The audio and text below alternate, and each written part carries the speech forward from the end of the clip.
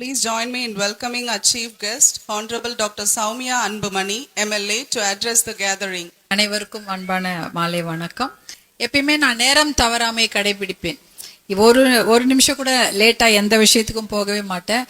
ஆனா காலையில 6:30 மணி கார்ல ஏறி அப்படியே முழுக்க கிட்டத்தட்ட 2-3 மாவட்டம் முடிச்சுட்டு அரியலூர், பெரம்பலூர், கடலூர், புவனகிரி எல்லாம் பார்த்துட்டு இங்கே வரத்துக்கு இவ்வளோ நேரம் ஆயிடுச்சு. உங்களை எல்லாம் பார்த்ததில் மிகுந்த மகிழ்ச்சி.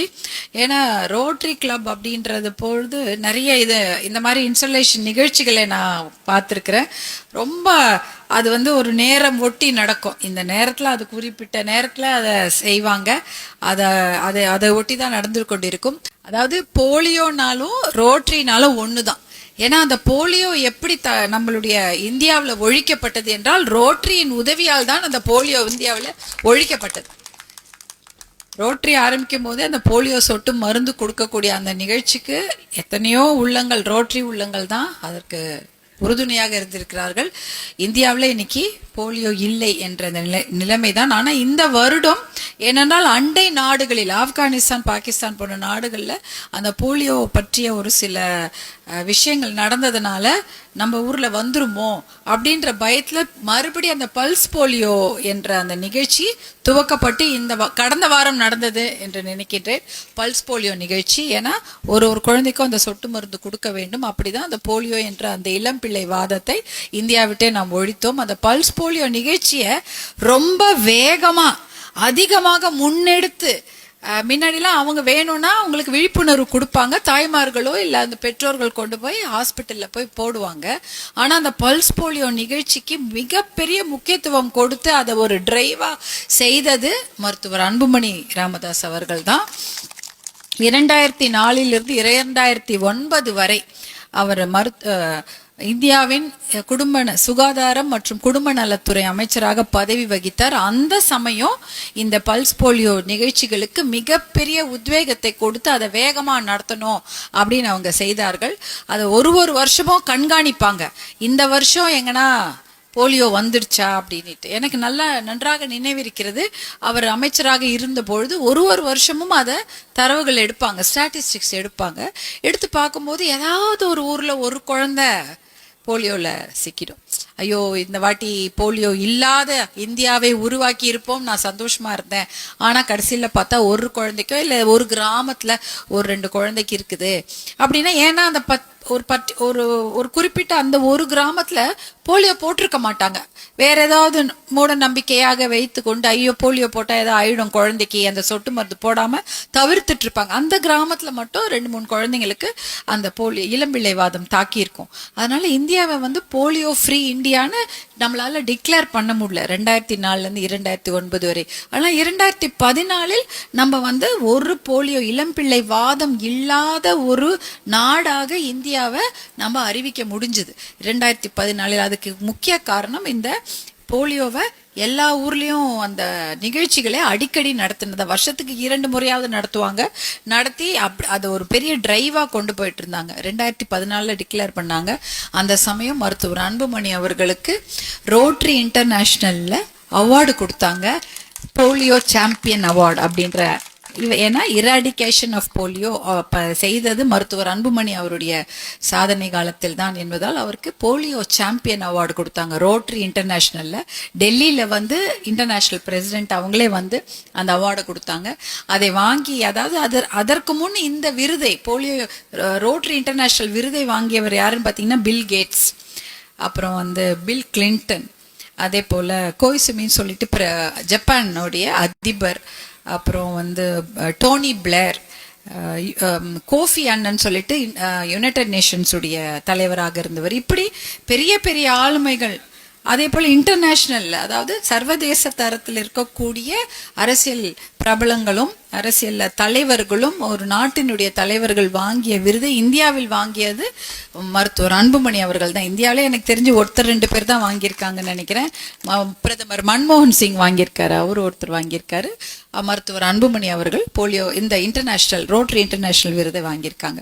இப்படி இந்த விருதை கொடுத்து ரோட்டரி இன்டர்நேஷனல் அவரை கௌரவித்தது மட்டும் இல்ல, உற்சாகப்படுத்தியது, இன்னும் நிறைய விஷயங்களை செய்ய வேண்டும் என்பதற்காக உற்சாகப்படுத்தியது இது இன்றைக்கு. அதனால ரோட்டரி உங்களை போன்ற ரொட்டேரியன்ஸ்க்கு என்னுடைய மனமார்ந்த நன்றியை நான் தெரிவித்துக் கொள்கின்றேன். ஏன்னா ஒருத்தருடைய அவர் செய்த அந்த சாதனைன்னு சொல்ல மாட்டேன், அந்த ஒரு நல்ல விஷயத்துக்கு அதை கவனிச்சு அதுக்கு வந்து ஒரு விருது கொடுத்தது ரோட்டரி கிளப் தான். அவங்களுக்கு என்னுடைய மனமார்ந்த நன்றி. ஏன்னா அந்த அளவுக்கு ஊக்கப்படுத்தி உற்சாகப்படுத்தி இன்னும் நிறைய சேவைகளை செய்ய வேண்டும் என்று அவங்க உற்சாகப்படுத்துவாங்க. எத்தனையோ பேருக்கு ஆசை இருக்கும் இதெல்லாம் செய்யணும்னு, ஆனா எப்படி செய்யணும்னு தெரியாது. ஆனா அதற்கு வழிவகை ரோட்டரி கிளப் ஆஃப் பாண்டிச்சேரி ஆரோசுட்டியில நிறைய திட்டங்களை, வருஷத்துக்கு நீங்க திட்டங்களை போட்டு வச்சிருப்பீங்க. ஒரு மாசமும் இதை நாங்க செய்யணும், இந்த அவேர்னஸ் கேம்பெயின் கொடுக்கணும், இல்ல இந்த ஒரு குழு நிகழ்ச்சி நடத்தணும், இல்ல யாருக்காவது நலத்திட்டங்கள் கொடுக்கணும் போன்ற எத்தனையோ விஷயங்களை நீங்க வந்து டைம் டேபிள் போட்டு தான் செய்றீங்க எல்லாருமே. அது வந்து மிகப்பெரிய விஷயம். அப்ப எல்லாரும் அதற்கு உறுதுணையாக இருக்கிறாங்க. அதற்கு அவங்களால முடிந்த அளவுக்கு காசு கொடுக்கறதோ இல்ல அவங்களால முடிந்த அளவுக்கு நேரம், காசு கொடுக்கறதோட பெரிய விஷயம் நேரம் கொடுக்கறது தான். அதுதான் இருக்கிறதுலே காஸ்ட்லி. டைம் கொடுத்து உட்கார்ந்துருக்கீங்க பாருங்க, நேரம், அந்த டைம் உங்களுடைய விலை மதிப்பில்லாத உங்களுடைய நேரத்தை அந்த ரோட்டரியோடைய நிகழ்ச்சிகள் கொடுக்குறீங்க பாருங்க, அது மிகப்பெரிய ஒரு விஷயம்.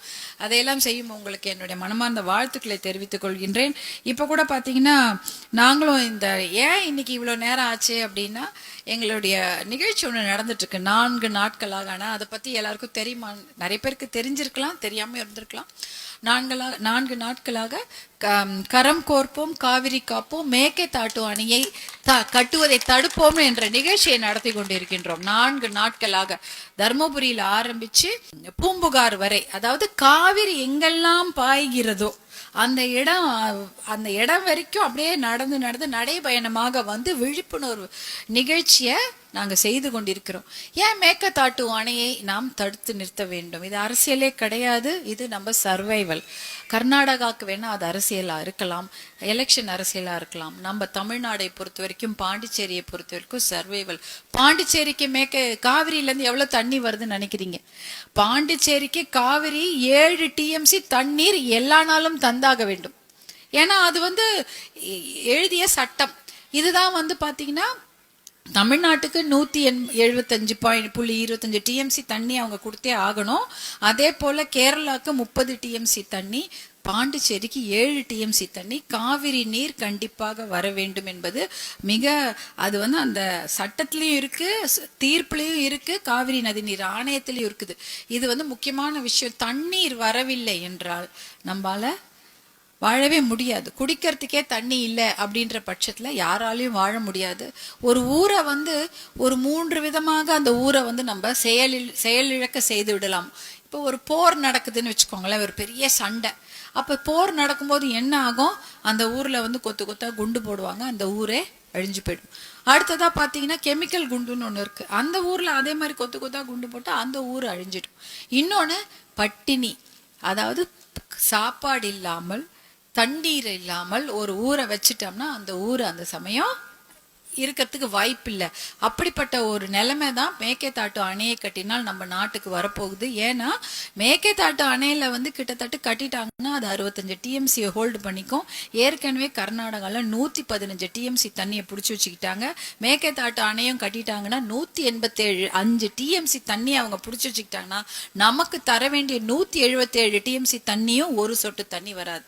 ஏன்னா நமக்கு இப்ப என்ன ஆகுதுன்னா, அவங்க வெள்ள காலத்துல அதிகப்படியாக இருக்கக்கூடிய நீரை வேற வழி இல்லாம நமக்கு தர்றாங்க. உபரி நீர் தான் அது, வெள்ள நீர் தான் கொடுக்குறாங்களே தவிர நமக்கு காவிரி நீர் கொடுக்கறது இல்லை. ஆனா காவிரி நீருக்கு நமக்கு உரிமை இருக்கு. ஏன்னா நம்ம ஊர்ல தான் அதிகமாக காவிரி ஓடுது. அவங்க ஊர்ல ஓடுவதை விட 100 கிலோமீட்டர் அதிகமாக நம்ம ஊர்ல ஓடுது. அப்ப நமக்கு இவங்க அணையே கட்டலன்னா நம்ம ஆட்டோமேட்டிக்கா தண்ணி வந்துட்டு இருக்கோம். ஏன் வந்து பாண்டிச்சேரிக்கும் அதுக்கும் என்ன சம்பந்தம்? கிடையவே கிடையாது. சாப்பாடு எங்கேருந்து வருது? டெல்டா மாவட்டங்கள் இருந்து வருகிறது. அரிசி எங்கிருந்து வருகிறது? நெல் எங்கிருந்து வருகிறது? காய்கறிகள் எங்கிருந்து வருகிறது? நாம் சாப்பிடும் உணவு கரும்பாக இருக்கட்டும், வாழையாக இருக்கட்டும், நெல்லாக இருக்கட்டும், வேற எந்த ஒரு உணவு தானியமாக இருக்கட்டும், டெல்டா பகுதி தான் தமிழ்நாட்டுக்கு நம்முடைய பகுதிக்கு உணவளிக்கிறது. எது நமக்கு அதிகமாக கிட்டத்தட்ட 3/2 பங்கு வந்து சாப்பாடு கொடுப்பது டெல்டா பகுதி. டெல்டா பகுதிக்கு காவிரி வரலன்னா அங்க விவசாயம் கிடையாது. விவசாயம் இல்லை என்றால் நமக்கு உணவு கிடைக்காது. நம்ம உணவு மேசைக்கு நம்ம சாப்பிட்ற டேபிளுக்கு சாப்பாடு வரணும்னா ஏதாவது ஒரு இடத்துல பயிர் பண்ணணும்ல. யாராவது அது பயிர் செய்து நம்ம டேபிள் கொண்டு வரணும்ல. அந்த அந்த பயிர் செய்யக்கூடிய இடம் டெல்டா மாவட்டங்கள். டெல்டா மாவட்டம்னா 4 மட்டும் இல்லை, திருவாரூர், தஞ்சாவூர், நாகப்பட்டினம், மயிலாடுதுறை மட்டும் கிடையாது, கடலூரும் இருக்குது, திருச்சி பார்ட் ஆஃப் கடலூர், திருச்சி போன்ற எத்தனையோ இடங்கள் வந்து டெல்டா மாவட்டங்கள் தான். எல்லாருமே தண்ணீர் வந்து காவிரியை நம்பி தான் நம்ம எல்லாருமே இருக்கிறோம். எல்லாருமே நான் காவிரி நம்பி, சென்னை உட்பட காவிரி தண்ணீரை நம்பி தான் இருக்கோம். சாப்பாட்டுக்கும் அந்த காவிரி தண்ணி தான் வேணும், குடிப்பதற்கும் நமக்கு அந்த காவிரி தண்ணி தான் வேணும். அதனாலதான் அந்த மேகதாட்டு அணையை கட்டக்கூடாது. கட்டிவிட்டால் நம்ம பகுதி முழுக்க பாலைவனமாகிவிடும். சாப்பாடு கிடைக்காது. வெளியூர்ல இருந்து நம்ம இம்போர்ட் பண்ண வேண்டிய நிலைமைக்கு வந்துரும். ஏதாவது தாய்லாந்துல இருந்து அரிசியோ, இல்ல பக்கத்து ஊர்ல இருந்து அரிசியோ, இல்லைன்னா காய்கறிகளோ. அப்பனா யோசிச்சு பாருங்க, நம்மளாலலாம் அது வந்து எவ்வளவு பெரிய நிதி சுமையாக இருக்கும் என்பது. அதே போல தண்ணீரும் நல்ல தண்ணி கிடைக்காது. அது வந்து மிகப்பெரிய ஒரு பெரிய என்ன சொல்றது, ஒரு ரொம்ப கொடுமையான ஒரு விஷயமாக இருக்கும். அதனால்தான் மேகதாட்டு அணையை கட்டக்கூடாது என்ற போராட்டத்தை மருத்துவர் அன்புமணி அவருடைய தலைமையில நாங்க செய்து கொண்டிருக்கிறோம். அந்த நிகழ்ச்சியெல்லாம் முடிச்சுட்டு இன்றைக்கும் விருதாச்சலத்திலையும் நிறைய நிகழ்ச்சி, சேலத்திலையும் நிகழ்ச்சி எல்லாம் வந்து முடிச்சுட்டு வரதுக்கு தான் நேரமாகிவிட்டது. அதனால இன்னைக்கு உங்களை எல்லாம் இவ்வளவு நேரம் கழித்து உங்களை எல்லாம் சந்தித்ததில் கூட எனக்கு ஒரு மகிழ்ச்சி தான். இந்த விஷயத்தை ஏன் நான் உங்களிடம் சொல்கிறேன் என்றால், நீங்க எல்லாம் எல்லா ஊர்ல இருந்தும் வந்திருக்கிறீங்க, உங்களுக்கு இந்த விஷயம் தெரியும், நீங்க நிறைய பேர்கிட்ட சொல்ல முடியும். ஏன்னா உங்களுக்கும் நிறைய உங்களுடைய சர்க்கிள்லாம் கொஞ்சம் பெருசா இருக்கும்.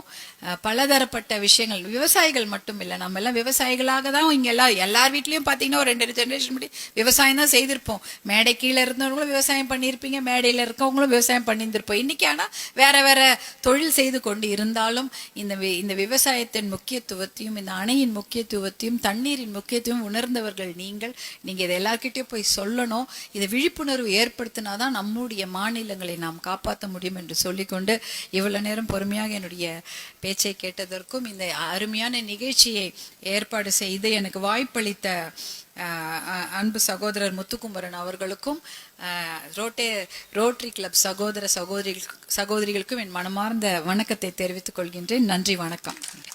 Thank you, ma'am, for your excellent speech, inspiring speech.